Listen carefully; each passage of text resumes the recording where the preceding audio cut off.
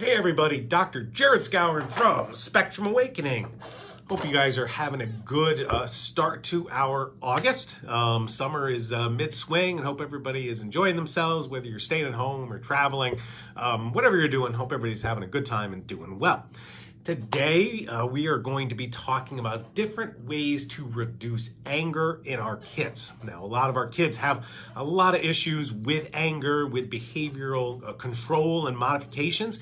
We're going to be talking about some of the biology, some of the biomedical reasons that our kids do get angry and do have a really quick trigger, and what we can do about it. And some really interesting research, some research studies going back over 35 years that will help us understand what is causing this and what we can do about it. Anger. Why do kids get angry? All right. Well, the first thing to think about, and I was talking to a patient today about it, which made me, want to review it with you, is pain. Okay. If somebody is in pain, they're going to be angry. All right. One of the common causes of pain that we often forget about is teething pain. All right. So your child, if they have these periods of anger and periods of frustration that kind of come and go, it could just be something as simple as teething, all right? Or do they have headaches from a migraine or pain from a migraine or a headache? Do you have one of the kids who pushes on their head or who headbangs? Could have a migraine. That's often from a food reaction or a mitochondrial dysfunction. Or do we have some kind of stomach pain? Do we have a parasite? Do we have a candida? Do we have bacterial infection in our gut? Do we have just bloating? Just bloating or lactose intolerance. I remember, I'm lactose intolerant. I remember when I was young, we didn't know this about me, and I would just drink milk all the time and yogurt and cheese. Boy, my stomach aches at night after dinner, when I had that, were so extreme. So you've got a kid who's not very verbal and can't communicate that. Is the pain causing the anger? So that's the first thing that you've got to rule out. Am I teething? Do I have stomach pain? Do I have headaches? Those are kind of the most common ones. Watch your child. See if they're pushing on a part of their body, pushing on their belly, pushing on their head, trying to relieve the pain. That may give you some indication of what's going on. All right, but what if that's not the case? Okay, what if they're just angry all the time? All the time I am angry, all the time I am hyper, all the time I am go, fight or flight mood, all right? That is normally due to an elevation of two different chemicals in the brain, okay? There are two chemicals in the brain that are the most stimulating. They're the accelerator, okay? They cause you to go. They may not go to the bathroom, but they make your brain go fast, okay? They make your body go fast. They make you hyper. They make you angry. They make you not sleep. It is go. It is fight or flight all the time. Those two chemicals are called glutamate and epinephrine. Now, glutamate, you've heard of. It's like MSG, monosodium glutamate, okay? It is something in the body. It is a protein. It is in our foods. Our body creates it. It hits the brain, and it is the accelerator. It's the most stimulating chemical in the brain. A lot of our kids may have too much glutamate or may not be able to get rid of the glutamate, okay? The epinephrine, another word for epinephrine is adrenaline, okay? Adrenaline, fight or flight chemical, go. Your adrenaline and your glutamate levels could be elevated in your child, either in the blood or in the brain, or both, okay? So we've got to work on these glutamate and adrenaline elevated levels. We got to bring them down to help stay calm, to help be happy, to help sleep, to not be angry, to not jumping on your couches and using your house as a jungle gym, or they're biting, or they're hitting their siblings, or they're hitting and biting you. We've got to calm this down. Okay, so let's get into the research about glutamate and about epinephrine and adrenaline. First, we're going to talk about glutamate. So I finally got my cheaters today. Here's a few research studies. This is the one called The Role of Glutamate and Its Receptors in Autism. Glutamate is the major excitatory neurotransmitter in the brain and may be a key neurotransmitter involved in autism. Okay, that's a good start to our research. Next, another research study about glutamate and glutamine, and higher levels of glutamate were associated with more parent reported difficulties of sensory, hyper and hyporeactivity. The finding of this elevation provides strong empirical support for increased excitation in autism, and our results provide a clear link between the glutamate and the sensory symptoms of autism, both behavioral and perceptual. Okay, so we see that these elevated levels are associated with things that you see as a parent and we see as a physician. Glutamate was elevated in children with autism. They actually were measuring the levels. Higher levels of serum glutamate at about a 5.8. Is that a 5.8? I can barely read that. 5.8 compared to the control group, neurotypicals, at a 2.5. So in this research study, kids with autism had more than double the amount of accelerator in the brain compared to our neurotypical kids. Okay, next.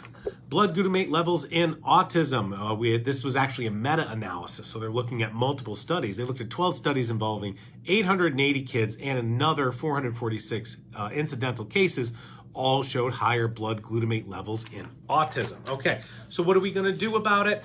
Well, we need to get rid of that glutamate. Also, not only could the elevated glutamate levels be a problem, but where the glutamate hits the brain could also have additional problems. So this is autism associated with anti-NMDA encephalitis, glutamate-related therapy. There could be an autoimmune dysfunction that attacks the NMDA glutamate receptor. Let me just take a pause there and explain that. Where the glutamate hits the brain, the name of that is called NMDA, Nancy Mary David Apple, okay? NMDA receptor is where the glutamate docks and causes the excitation, all right? But you could have an autoimmune attack against that receptor causing the same symptoms even if your glutamate level is normal. So we've got to hit the glutamate and the glutamate receptor, okay? So again, the NMDA glutamate receptors leading to dysfunctional glutamate neurotransmission in the brain that manifests as psychiatric symptoms such as psychosis, hallucinations, and personality changes. How many times are our kids talking to themselves? We're like, what are you talking about? Okay? They are in there having their own conversations, all right? Next, glutamate therapy can be a new add-on intervention for treating autoimmune autism. All right, pretty cool stuff. So how are we going to do this? Well, let's take a look at the biochemistry, the biology, the science of how glutamate moves through the body, all right? So put on your science glasses, and this is a little flow chart of what happens to glutamate. So glutamate, here it is, glutamate combines with a protein called cysteine. Those two combine and produce, the glutamate and the cysteine combine with another protein called glycine to eventually form glutathione.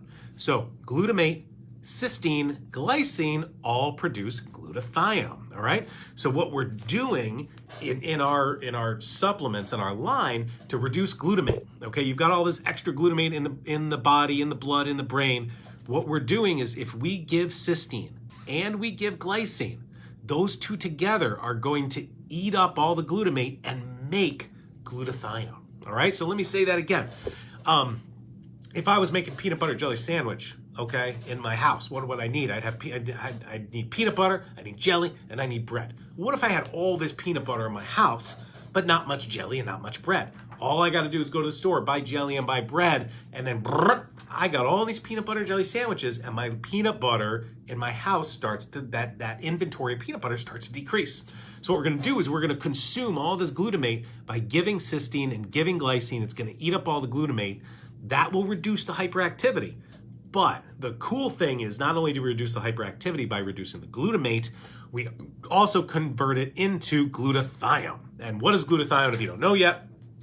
It is the major antioxidant, major repair chemical in the body. We can make our own. Isn't that cool? Super cool, all right? And the other reason I like making our own glutathione is that if you give glutathione supplementally, that glutathione is going to stop the internal production of glutathione, meaning if you take glutathione externally, you may actually keep your glutamate levels high. So I don't know if anybody has seen that. If you've taken glutathione or used a glutathione cream, may actually elevate hyper irritability or hyperactivity or anger or insomnia because it's keeping those glutamate levels high. May happen, may not, kind of depends. So we want to give a lot of cysteine and a lot of glycine to reduce this glutamate levels. So introducing, we finally got back in stock our anger management supplement. Why did I print this out? Because I don't even have a bottle. We were out of stock for a while. All of it is at our factory that ships this stuff out to you. So I don't even have a bottle with me, but I wanted to print it out for you. Anger management, we got it back in stock. let me show you the ingredients, because this is where we get to the nitty gritty of how it works, okay? We've got glycine, this is the ingredient list. We've got cysteine, we've got glycine in there. Those are going to consume the glutamate, turn it into glutathione, reduce those glutamate levels, and make sure that you've got more calm. Maria said, I love anger management. The other thing we have in here is theanine, okay? Theanine is another protein, another amino acid. What's cool about it is theanine goes up to that NMDA glutamate receptor. Remember we talked about the part of the brain where the glutamate goes and makes things happen. Theanine prevents that NMDA receptor from working. It's like a bouncer at a club, all right? It's like, oh, you're not coming in here. So the theanine helps by stopping the glutamate from doing its function, while the cysteine and the glycine reduce the glutamate level. Taylor just asked, can adults take this too? You better believe it. I sneak it in my wife's coffee. Shh, I'm kidding. Or am I? Anyway, so that's the glutamate. All right, so, and Bridget says, is anger management nut-free? Yes, it is. A couple people have been asking that lately.